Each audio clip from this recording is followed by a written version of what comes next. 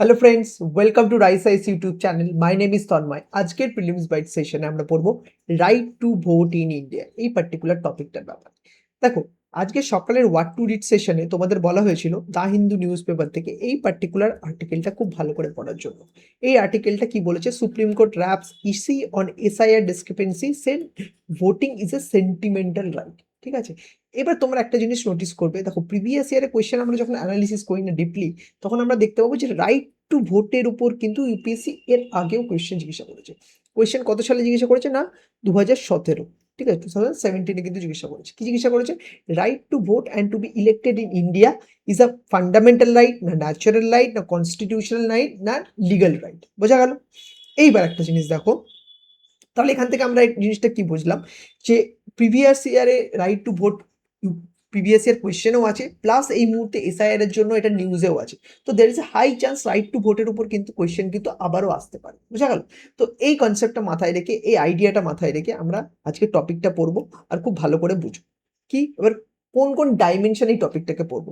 প্রথমে আমরা দেখো কনটেক্সট দেখবো, তারপরে আমরা এই নেচার অফ দ্য রাইট, এই রাইটের কি নেচারটা কি সেটা জানবো, তারপরে আমরা দেখব কনস্টিটিউশনাল প্রভিশন। ঠিক আছে, দেন আমরা লিগাল ফ্রেমওয়ার্ক, যে ইলেকশন রিলেটেড যে লিগাল ফ্রেমওয়ার্ক আছে সেটাকে আমরা জানবো। এরপর যে কি ডিসকোয়ালিফিকেশন অ্যান্ড লিমিটেশন, এইটা আমরা বুঝবো। বোঝার পর প্রিলিমসের একটি পার্টিকুলার এমসিকিউ আছে যেটা তোমাদের সলভ করতে হবে। সলভ করে কমেন্ট সেকশনে চেয়ে কিন্তু তোমাদের আনসারটা জানাতে হবে, তবেই কিন্তু আমরা বুঝতে পারবো তোমাদের আন্ডারস্ট্যান্ডিং কতটা ক্লিয়ার হচ্ছে। তো আগামী কিছু মিনিট যে সেই টাইমটুকু খুব মন দিয়ে শোনো, আর এই পুরো যে টপিকটা এটাকে এমনভাবে বুঝে নাও যাতে বারবার আর রিভিশন করার দরকার পড়তে যাতে না পারে, একবারেই সব কিছু যাতে কমপ্লিট হয়ে যায়। বোঝা গেল? তো আমরা কনটেক্সট দিয়ে স্টার্ট করি। ওকে, দেখো কনটেক্সট কি। রিসেন্টলি এই আমাদের ওয়েস্ট বেঙ্গলে আমরা জানি যে এসআইআর এর পর প্রচুর মানুষ ইলেকট্রাল যে রোল সেখান থেকে কিন্তু বাদ গেছে।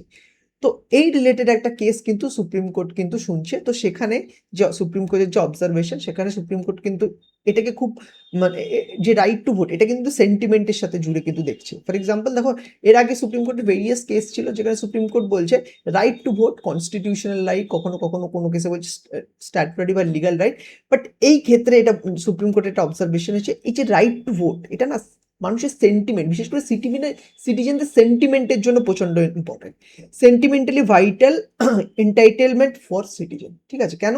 কারণ সিটিজেনদের যে পেট্রিয়টিজম, ন্যাশনালিজমের যে ভাবনা আছে সেটা কিন্তু রাইট টু ভোটিং রাইটের উপর অনেকটাই ডিপেন্ড করে। এটা কিন্তু কোর্টের কিন্তু অবজারভেশন এসছে।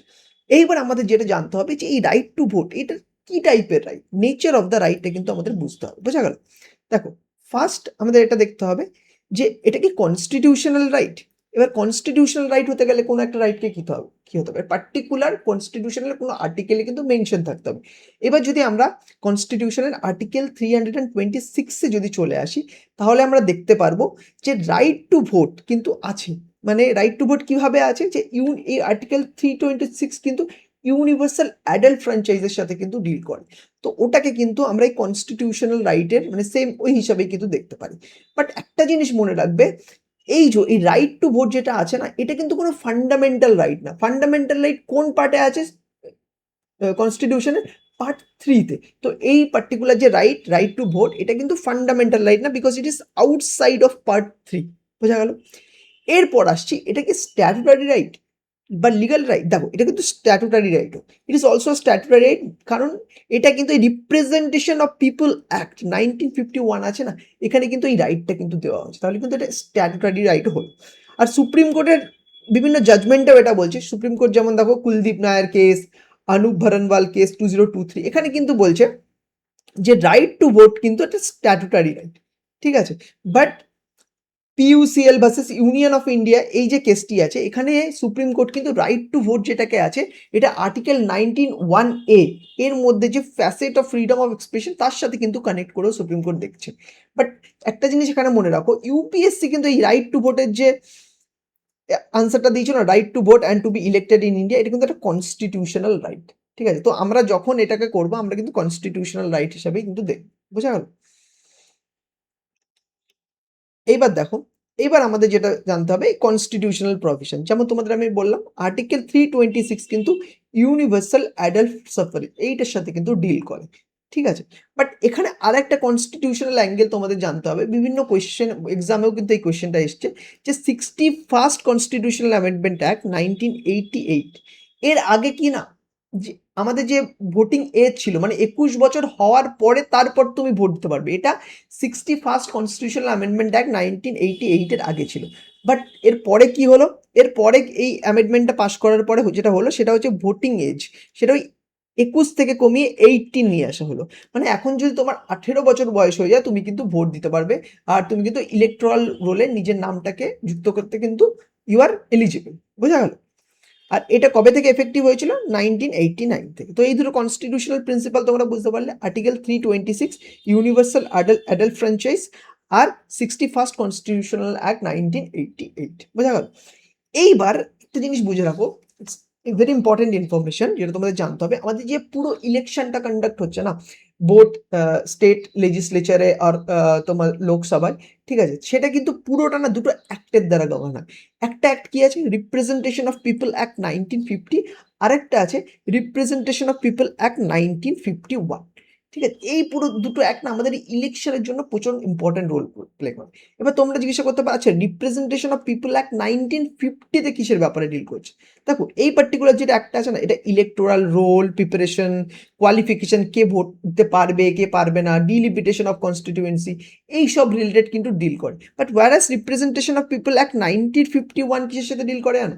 দেখো এই যে পার্টিকুলার অ্যাক্টটি আছে আরপিএ 1951, এটা কিন্তু অ্যাকচুয়াল কন্ডাক্ট অফ ইলেকশনের সাথে ডিল করে। আর এই অ্যাক্টেরই সেকশন 62-তে কিন্তু রাইট টু ভোট কিন্তু ডিফাইন করা আছে। এর জন্যই দেখো উপরে তোমাদের আমি বলেছিলাম, এখানটা কি বলেছিলাম দেখো, যে ইটস আ স্ট্যাটুটারি রাইট, কারণ এটা কিন্তু ডিফাইন করা আছে রিপ্রেজেন্টেশন অফ পিপল অ্যাক্ট 1951 এর দ্বারা। আর কত নম্বর কোন সেকশনে আছে? সেকশন 62। বোঝা গেল? এইবার যেটা আমাদের জানতে হবে, এই রিলেটেড যে ডিসকোয়ালিফিকেশন আর লিমিটেশন আছে সেটা আমাদের বুঝতে হবে। দেখো রাইট টু ভোট আবার মনে রাখো, ইটস নট অ্যাবসোলুট রাইট। ঠিক আছে, ইট ক্যান বি রেস্ট্রিক্টেড। কোন কোন গ্রাউন্ডে এটাকে রেস্ট্রিক্ট করা যায়? নন রেসিডেন্ট যদি থাকে যারা, তাদের ক্ষেত্রে। ঠিক আছে, আনসাউন্ডনেস of mind, crime or corrupt illegal practices, এই সব ক্ষেত্রে কিন্তু এই যে পার্টিকুলার যে রাইটসটা আছে সেটাকে কিন্তু রেস্ট্রিক্ট করা যায়। ঠিক আছে, আরেকটা কোয়েশ্চেন তোমরা জিজ্ঞাসা করতে পারো, আচ্ছা কেউ যদি জেলে যায়, কোনো প্রিজন থাকে, তাহলে কি তার রাইট টু ভোট আছে? দেখো এখানে ক্লিয়ারলি আছে section 62(5) clause 5 of RPA act 1951, এই টাইপের যারা জেলে আছে, ঠিক আছে, no person shall be vote if they are confined to prison. মানে তারা যদি জেলে থাকে কোনো পার্সন, তাহলে কিন্তু তার এই রাইট টু ভোট এনজয় করার কিন্তু রাইটস নেই। কিন্তু এখানে একটা ক্যাচ আছে, কোনো মানুষকে যদি প্রিভেন্টিভ ডিটেনশনে রাখা হয়, ঠিক আছে, এই প্রিভেন্টিভ ডিটেনশনের ক্ষেত্রে কিন্তু তার কাছে কিন্তু এই রাইট টু ভোট এক্সারসাইজ করার কিন্তু অধিকার আছে। আর বিকজ এই যে পার্টিকুলার যে সেকশন 62 এই আরপি অ্যাক্ট 1951 এর যে ক্লজটা আছে সেটা কিন্তু এই প্রিভেন্টিভ ডিটেনশনের ক্ষেত্রে কিন্তু অ্যাপ্লিকেবল না। বোঝা গেল এই ক্যাচটা? ইউপিএসসি কিন্তু এরকম ক্রিটিক্যাল জায়গা থেকে কিন্তু কোয়েশ্চেন জিজ্ঞাসা করতে পারে, ইম্পর্টেন্ট। এরপর যেটা আমাদের দেখতে হবে এনআরআই ভোটিং এর ব্যাপারে। ঠিক আছে, দেখো এনআরআই কিন্তু ভোট দিতে পারে, নন রেসিডেন্ট ইন্ডিয়ান, এনারা কিন্তু ভোট দিতে পারে। বাট ভোট দেওয়ার জন্য কিন্তু তাদের ফিজিক্যালি কিন্তু বুথে প্রেজেন্ট থাকতে হবে, তাদের যে কনস্টিটিউয়েন্সি আছে সেখানে কিন্তু প্রেজেন্ট থাকতে হবে, মাস্ট বি ফিজিক্যালি প্রেজেন্ট। এখানেই ডিবেট চলছে যে আমরা কি আস্তে আস্তে এমন কোনো ব্যবস্থা করতে পারি যেটা, ধরো এনআরআই কোনো একজন দুবাইতে আছে, সেখান থেকেই ভোট দিতে পারে, এরকম কি কোনো কিছু করা যায় ইলেকট্রনিক্যালি? তো তার উপর কিন্তু ডিসকাশন চলছে, হয়তো ফিউচারে এটাও করা হবে। এটা করলে কি হবে, ইন্ডিয়ান ডেমোক্রেসির যে মানে আরও কিন্তু পার্টিসিপেশন বাড়বে, আমাদের ভোটিং পার্সেন্টেজ কিন্তু আরও বেড়ে যাবে। তো it's a very good initiative for overall democracy. ঠিক আছে, তো আশা করি বুঝতে পেরেছো, ছোট আর্টিকেল বাট কোয়েশ্চেন কিন্তু আসার চান্স আছে। তো আমরা কি কি দেখলাম একবার দেখে নাও কুইকলি। আমরা এটা দেখলাম যে কোন কনটেক্সটে পার্টিকুলার যে এই নিউজটা আছে, কোন আর্টিকেলটা আছে, এটা নিউজে আছে। এরপর আমরা নেচার অফ রাইটস দেখলাম, কি টাইপের, এটা কনস্টিটিউশনাল না স্ট্যাটুটারি, এটা আমরা ক্লিয়ার করলাম। এরপর দেখো কনস্টিটিউশনাল প্রভিশন দেখলাম, যেটা most important article 326 universal adult ফ্র্যাঞ্চাইজের ব্যাপারে ডিল করছে। 61st কনস্টিটিউশনাল অ্যামেন্ডমেন্ট আমরা দেখলাম, যেখানে ভোটিং এজ কিন্তু কমিয়ে 21 থেকে 18-তে নিয়ে আসা হয়েছে। দুটো ইম্পর্টেন্ট অ্যাক্ট যার দ্বারা election governor, representation of people act 1950 and representation of people act 1951, এটা বুঝলাম। তারপর আমরা কি ডিসকোয়ালিফিকেশন প্রভিশন বুঝলাম।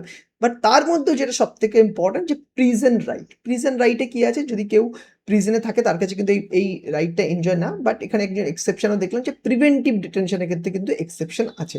এরপর আমরা দেখলাম এনআরআই এর ভোটিং এর ব্যাপারে। এনআরআই কি ভোট দিতে পারে? হ্যাঁ, ভোট দিতে পারে, বাট তাদের কিন্তু ফিজিক্যালি কনস্টিটিউয়েন্সিতে এখনো পর্যন্ত প্রেজেন্ট থাকতে হবে, তবেই কিন্তু তারা এই রাইটটা এনজয় করতে পারে। বোঝা গেল?